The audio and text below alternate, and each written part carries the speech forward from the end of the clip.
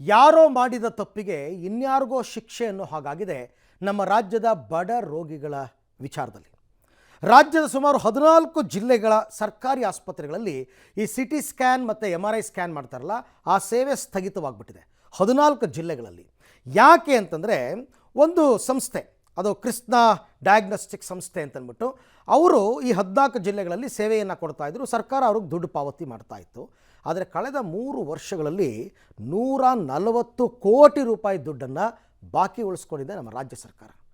ಅವ್ರಿಗೆ ಹೆಂಗಾಗ್ಬಿಟ್ಟಿದೆ ಅಂತಂದರೆ, ಸಿಬ್ಬಂದಿಗಳಿಗೆ ಸಂಬಳ ಕೊಡೋಕ್ಕೂ ಆಗ್ತಾಯಿಲ್ಲ. ಹಾಗಾಗಿ ಅವರು ಸೇವೆಯನ್ನು ಸ್ಥಗಿತಗೊಳಿಸಿದ್ದಾರೆ. ಹಾಗಾಗಿ ಯಾವ್ಯಾವ ಜಿಲ್ಲೆಯಲ್ಲಿ ಇದರ ಪರಿಣಾಮ ಏನೇನಾಗಿದೆ ಅಂತ ಬನ್ನಿ ನೋಡೋಣ. ಕೃಷ್ಣ ಡಯಾಗ್ನೋಸ್ಟಿಕ್ ಸಂಸ್ಥೆಗೆ ಬಾಕಿ ಪಾವತಿಸದ ಸರ್ಕಾರ. ರಾಜ್ಯದ 14 ಜಿಲ್ಲೆಗಳಲ್ಲಿ MRI CT ಸ್ಕ್ಯಾನ್ ಸೇವೆ ಬಂದ್. ಸ್ಕ್ಯಾನಿಂಗ್ ಆಗಿ ಬಡ ರೋಗಿಗಳ ಪರದಾಟ. ಯಾರೋ ಮಾಡಿದ ತಪ್ಪಿಗೆ ಇನ್ಯಾರಿಗೋ ಶಿಕ್ಷೆ ಎಂಬಂತಾಗಿದೆ ಈ ಸ್ಟೋರಿ. ರಾಜ್ಯದ ಸುಮಾರು 14 ಜಿಲ್ಲೆಗಳ ಸರ್ಕಾರಿ ಆಸ್ಪತ್ರೆಗಳಲ್ಲಿ MRI ಮತ್ತು CT ಸ್ಕ್ಯಾನ್ ಬಂದ್ ಆಗಿದೆ. ಸರ್ಕಾರಿ ಆಸ್ಪತ್ರೆಗಳಲ್ಲಿ ಸ್ಕ್ಯಾನ್ ಸೇವೆ ಒದಗಿಸುವ ಕೃಷ್ಣ ಡಯಾಗ್ನೋಸ್ಟಿಕ್ ಸಂಸ್ಥೆಗೆ ಸರ್ಕಾರ ಹಣ ಪಾವತಿ ಮಾಡಿಲ್ಲ. ಕಳೆದ 3 ವರ್ಷದ 140 ಕೋಟಿ ರೂಪಾಯಿ ಪಾವತಿ ಮಾಡದೆ ಸರ್ಕಾರ ಬಾಕಿ ಉಳಿಸಿಕೊಂಡಿದೆ. ಹೀಗಾಗಿ ವಿಜಯಪುರ, ಯಾದಗಿರಿ, ಹಾವೇರಿ ಜಿಲ್ಲಾಸ್ಪತ್ರೆಗಳಲ್ಲಿ MRI CT ಸ್ಕ್ಯಾನ್ ಸೇವೆ ಬಂದ್ ಆಗಿದೆ. ವಿಜಯಪುರ ಜಿಲ್ಲಾಸ್ಪತ್ರೆಯಲ್ಲಿ ಕೃಷ್ಣ ಡಯಾಗ್ನೋಸ್ಟಿಕ್ ಸಂಸ್ಥೆ ಸ್ಕ್ಯಾನಿಂಗ್ ಸೇವೆಯನ್ನು ಸ್ಥಗಿತಗೊಳಿಸಿದೆ.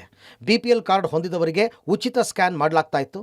APL ಕಾರ್ಡ್ ಹೊಂದಿದವರು 70% ಹಣ ಪಾವತಿ ಮಾಡಿದರೆ ಸರ್ಕಾರ 30% ಹಣ ಭರಿಸ್ತಾ ಇತ್ತು. ಆದರೆ ಕಳೆದ 3 ವರ್ಷಗಳಿಂದ ಸರ್ಕಾರ ಬಾಕಿ ಹಣ ಪಾವತಿಸಿಲ್ಲ. ಹೀಗಾಗಿ ಸಂಸ್ಥೆ ಸ್ಕ್ಯಾನಿಂಗ್ ಅನ್ನು ಬಂದ್ ಮಾಡಿದೆ. ಇದರಿಂದ ಬಡ ರೋಗಿಗಳು ಪರದಾಡುವಂತಾಗಿದೆ. ವಿಜಯಪುರ, ಬಾಗಲಕೋಟೆ, ಬೆಳಗಾವಿ, ಕಲಬುರಗಿ ಜಿಲ್ಲೆಯಿಂದ ಬಡ ರೋಗಿಗಳು ಬರ್ತಾ ಇದ್ರು. ಖಾಸಗಿ ಸ್ಕ್ಯಾನ್ ದರಕ್ಕೆ ಹೋಲಿಸಿದ್ರೆ ಅರ್ಧಕ್ಕರ್ಧ ಕಡಿಮೆ ಆಗ್ತಾ ಇತ್ತು. ಆದರೆ ಈಗ ಜಿಲ್ಲಾಸ್ಪತ್ರೆಯಲ್ಲಿ ಸಿಟಿ ಸ್ಕ್ಯಾನ್ ಬಂದ್ ಆಗಿದ್ದು ಖಾಸಗಿ ಸಿಟಿ ಸ್ಕ್ಯಾನ್ಗಳ ಮೊರೆ ಹೋಗಬೇಕಾಗಿದೆ.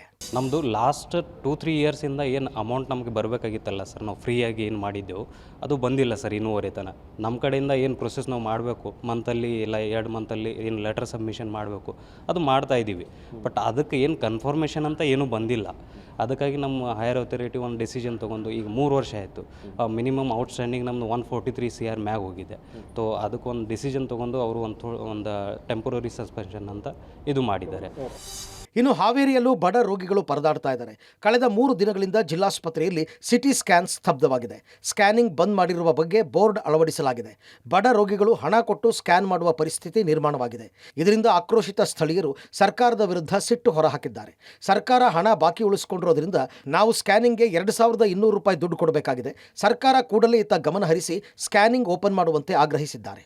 ಜಿಲ್ಲಾ ಆಸ್ಪತ್ರೆ ಬಡವರ ಪಾಲಿನ ಆಶಾಕಿರಣವಿದ್ದಂತೆ, ಆದರೆ ಗ್ಯಾರಂಟಿಗೆ 100 ಕೋಟಿ ಖರ್ಚು ಮಾಡುವಂಥ ಸರ್ಕಾರ ಬಡ ರೋಗಿಗಳ ಏನು ಅನುದಾನವನ್ನು ಕೊಡಲಿಕ್ಕೆ ಹಿಂದೇಟು ಹಾಕ್ತಿರುವಂಥದ್ದು. ಈಗ ನಾನು ಹಾವೇರಿಯ ಜಿಲ್ಲಾಸ್ಪತ್ರೆಯ ಆವರಣದಲ್ಲಿ ದೃಶ್ಯದಲ್ಲಿ ತೋರಿಸ್ತೀನಿ. ಕಳೆದ 2 ವರ್ಷಗಳಿಂದ ಕೂಡ ಸರ್ಕಾರ ವೇತನವನ್ನು ಬಾಕಿ ಉಳಿಸ್ಕೊಂಡಂಥದ್ದು, ಸುಮಾರು 100 ಕೋಟಿಗೂ ಅಧಿಕ ಹಣವನ್ನು ಉಳಿಸ್ಕೊಂಡಂಥದ್ದು. ಕೃಷ್ಣ ಏಜೆನ್ಸಿಯವರು ಕಳೆದ 3 ದಿನಗಳಿಂದ ಕೂಡ ಸಿಟಿ ಸ್ಕ್ಯಾನನ್ನು ಬಂದ್ ಮಾಡಿರುವಂಥದ್ದು. ಅಂದರೆ BPL ಕಾರ್ಡ್ ಇರುವಂಥವ್ರಿಗೆ ಸಂಪೂರ್ಣವಾಗಿ ಉಚಿತವಾಗಿ ಸ್ಕ್ಯಾನನ್ನು ಮಾಡಲಾಗ್ತಾ ಇತ್ತು. ಆದರೆ ಕಳೆದ 3 ದಿನಗಳಿಂದ ಕೂಡ ಉಚಿತ ಸೇವೆಯನ್ನು ಸಂಪೂರ್ಣವಾಗಿ ಬಂದ್ ಮಾಡಿರುವಂಥದ್ದು. ಹೀಗಾಗಿ ಹಾವೇರಿ ಜಿಲ್ಲೆ ಸೇರಿದಂತೆ 14 ಜಿಲ್ಲೆಗಳ ರೋಗಿಗಳು ಪರದಾಡುವಂತಹ ಪರಿಸ್ಥಿತಿ ನಿರ್ಮಾಣವಾಗಿರುವಂಥದ್ದು. ಈಗಾಗಲೇ ಏನೋ ಸ್ಕ್ಯಾನ್ ಮಾಡಿಸ್ಬೇಕಾದ್ರೆ ಈಗಾಗಲೇ 2200 ರೂಪಾಯಿ ಹಣವನ್ನು ಕೊಟ್ಟು ಸ್ಕ್ಯಾನ್ ಮಾಡಿಸುವಂತಹ ಪರಿಸ್ಥಿತಿ ಈಗ ಹಾವೇರಿ ಜಿಲ್ಲೆಯಲ್ಲಿ ನಿರ್ಮಾಣವಾಗಿರುವಂಥದ್ದು. ನಮ್ಮ ಜೊತೆಗೆ ಸ್ಥಳೀಯರಿದ್ದಾರೆ, ಅವರನ್ನು ಮಾತನಾಡಿಸುವಂಥ ಕೆಲಸವನ್ನು ಮಾಡ್ತೀನಿ. ಸರ್, ಯಾವಾಗಿಂದ ಬಂದಾಗಿದೆ, ಯಾವ ರೀತಿ ಸಮಸ್ಯೆ ಆಗ್ತಾ ಇದೆ? ಸರ್, ಈಗ 3 ದಿನ ಆಯಿತು.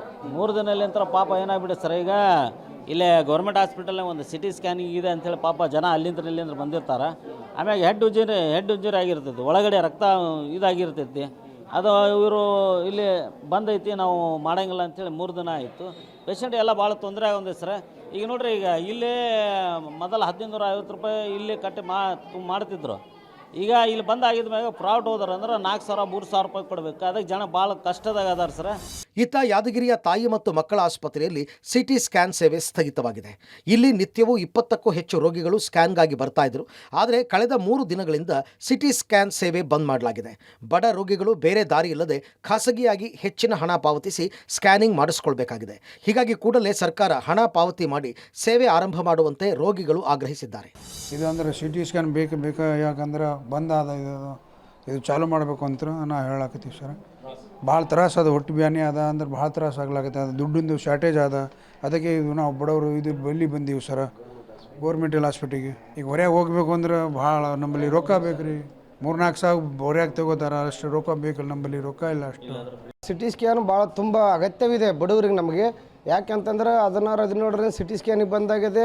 ಇಲ್ಲಿ ಇರ್ತಕ್ಕಂಥ ಸಿಬ್ಬಂದಿಗಳು ಸಿಟಿ ಸ್ಕ್ಯಾನ್ ಮಾಡಿದ್ರೆ ಬಂದಾಗಿದೆ. ಪ್ರೈವೇಟ್ ಹಾಸ್ಪಿಟ್ಲಿಗೆ ಹೋಗಂತ ಹೇಳ್ತಾರೆ. ಪ್ರೈವೇಟ್ ಹಾಸ್ಪಿಟ್ಲಿಗೆ ಹೋಗ್ಬೇಕಾದ್ರೆ 2,000-3,000 ರೂಪಾಯಿ ಪ್ರೈವೇಟ್ ಹಾಸ್ಪಿಟ್ಲ್ ದುಡ್ಡು ಕೇಳ್ತಾರೆ. ಡಿಸ್ಟಿಕ್ ಹಾಸ್ಪಿಟ್ಲಿಗೆ ಹೋದ್ರೆ ಅಲ್ಲಿಂದ ದುಡ್ಡು ಕೇಳ್ತಾರೆ. ಇನ್ನು ಈ ಕೃಷ್ಣ ಡಯಾಗ್ನೋಸ್ಟಿಕ್ ಸಂಸ್ಥೆಗೆ ಸರ್ಕಾರ ಎಷ್ಟು ಬಾಕಿ ಉಳಿಸ್ಕೊಂಡಿದೆ ಅಂತ ನೋಡೋದಾದರೆ, ಹಣ ಬಾಕಿ, ಸಿಟಿ ಸ್ಕ್ಯಾನ್ ಬಂದ್.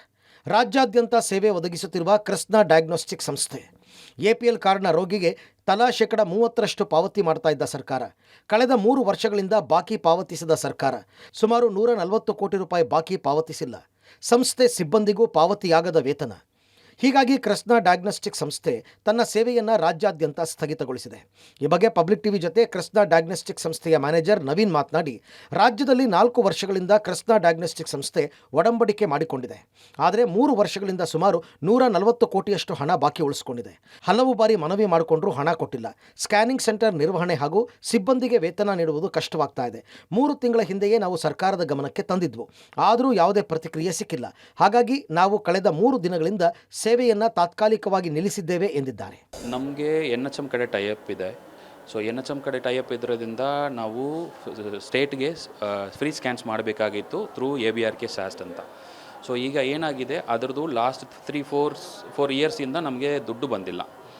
ಸೊ ನಾವು ತುಂಬ ಸಲ ಅವ್ರಿಗೆ ಆಲ್ರೆಡಿ ಕೊಟ್ಟಿದ್ದೀವಿ, ಲೆಟರ್ಸ್ ಕೊಟ್ಟಿದ್ದೀವಿ, ಸಬ್ಮಿಟ್ ಮಾಡಿದ್ದೀವಿ, ಡೈರೆಕ್ಟಾಗಿ ಹೋಗಿ ಮೀಟ್ ಮಾಡಿದ್ದೀವಿ. ಬಟ್ ಇದ್ರ ಬಗ್ಗೆ ಅವ್ರಿಗೆ ಏನೂ ರಿಪ್ಲೈ ನಮಗೆ ಕೊಟ್ಟಿಲ್ಲ, ಕನ್ಫರ್ಮೇಷನ್ ಏನೂ ಕೊಟ್ಟಿಲ್ಲ ಯಾವಾಗ ರಿಲೀಸ್ ಆಗುತ್ತೆ ಅಂತ. ಸೊ ಆಲ್ಮೋಸ್ಟ್ ನೋಡಿದರೆ ಸರ್ 140 crores ನಮಗೆ ಪೆಂಡಿಂಗ್ ಇದ್ದಾವೆ. ಎಲ್ಲ ಕಡೆನೂ ನಾವು ಬಂದ್ ಮಾಡಿದ್ದೀವಿ. ಫ್ರೀ ಕೇಸಸ್ ಮಾತ್ರ, ಅಂದರೆ ಗೌರ್ಮೆಂಟ್ ಒಳಗೆಂದು ಬರುವ ಕೇಸಸ್ ಮಾತ್ರ ನಾವು ಬಂದ್ ಮಾಡಿದ್ದೀವಿ. ಪ್ರೈವೇಟ್ ಕೇಸಸ್ ನಾವು ತೊಗೊಳ್ತಾ ಇದ್ದೀವಿ. ಅದರದ್ದು ಆಲ್ರೆಡಿ ನಾವು ಅಗ್ರಿಮೆಂಟ್ನಲ್ಲಿ ಇದ್ದಾವೆ. ಅದು ಪಾಲಿಸಿ ಏನಿದ್ದಾವೆ ಅದರದ್ದು ಪ್ರಕಾರ ನಾವು ಮಾಡ್ತಾ ಇದ್ದೀವಿ. ಒಟ್ಟಾರೆ ಸರ್ಕಾರ ಮಾಡಿದ ಎಡವಟ್ಟಿಗೆ ಬಡ ರೋಗಿಗಳು ಪರದಾಡುವಂತಾಗಿದೆ. News desk, public TV.